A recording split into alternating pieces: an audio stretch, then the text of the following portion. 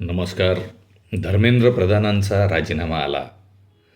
जे काही आंदोलन चालू होतं, शेवटी कुणीतरी जबाबदारी घ्यावी आणि हो, ही चूक माझी झाली आहे, यासाठी हे सगळं चालू होतं.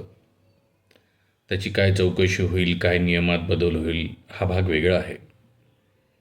या आंदोलनातून 2-3 गोष्टी प्रामुख्याने जाणवल्या. एक महत्त्वाची गोष्ट, की ज्या जेनझीबद्दल आपल्या मनात एक बरेचदा हे वाटत होतं की हे पुढचं जनरेशन कसं असेल, तर त्यातून दोन्ही गोष्टी जाणवल्या. काही काही मुलं खूप रिस्पॉन्सिबल वागलेत, काही काहींनी हुल्लडबाजीही केली, पण अगदी या देशाचं भविष्य अस्थिर आहे असं यात जाणवलं नाही. त्यांच्याकडे विवेक आहे, त्यांच्याकडे चांगल्या संकल्पनाही आहेत आणि काही काहींनी विक्षिप्तपणा केला तेही नाकारता येणार नाही. दुसरी महत्त्वाची गोष्ट अशी की सरकारने बरेच उशिरानंतर या गोष्टीचा शेवटी का होईना म्हणा, पण या गोष्टीची काळजी केली. जनमानस म्हणजे आपल्या विरुद्ध झालेलं आहे हे लक्षात आल्यानंतर कुठेतरी या बाबतीत ऐकून घेण्यासंबंधी वा जबरदस्तीने जरी ऐकलं असेल तरी ऐकलं हे महत्त्वाचं आहे. यात शिक्षणाच्या बाबतीत जर म्हणायचं गेलं तर अगदी स्पष्टपणे सांगावं असं वाटतं की खरंच अगदी भारतासारख्या देशात जिथं खूप जास्त राज्य, भाषा आणि सगळ्या गोष्टी आहेत, आमूलाग्र बदलाची गरज आहे. आणि खास करून अगदी प्राथमिक शिक्षणापासून प्राथमिक, माध्यमिक, उच्च माध्यमिक ते मग पुढे ग्रॅज्युएशन असो, पोस्ट ग्रॅज्युएशन असो, आणि केवळ अर्बनाइज्ड आणि शहरी लोकांचं शिक्षण म्हणजे शिक्षण नाही, ग्रामीण भागात तिची गरज आहे.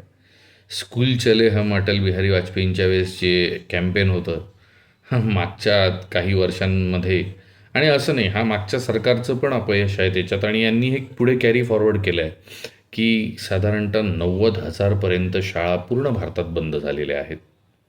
जर आमचा भविष्य शिकणारच नसेल तर त्याला काही अर्थ उरत नाही.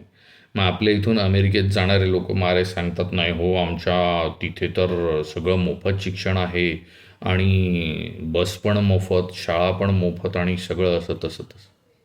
हे तिथे कौतुक करताना हे भारतात देखील का नाही होऊ शकत, याचा आपण विचार करायला पाहिजे. GDPच्या 4 ते 4.5% वरती पैसा त्याच्यात खर्च व्हायला पाहिजे. आपला देश देखील RT म्हणजे राईट टू एज्युकेशनचा सदस्य आहे. त्याच्यामुळे हे अख्खं शिक्षण हा त्या मुलामुलींचा संवैधानिक हक्क आहे.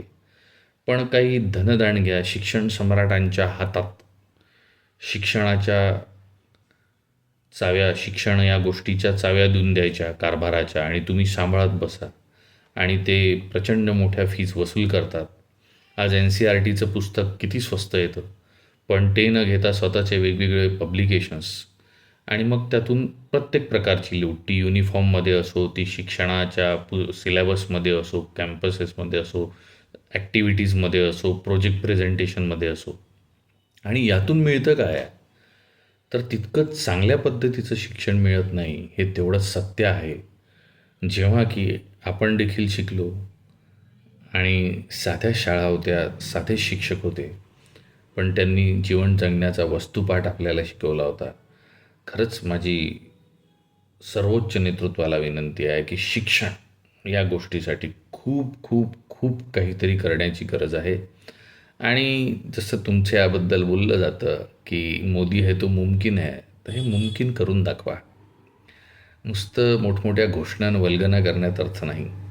भारतातला प्रत्येक मुलगा शिकला पाहिजे, मुलगी शिकली पाहिजे, आणि ते शिक्षण तिला सहज उपलब्ध झालं पाहिजे. याकरता काम करण्याची गरज आहे असं मला वाटतं.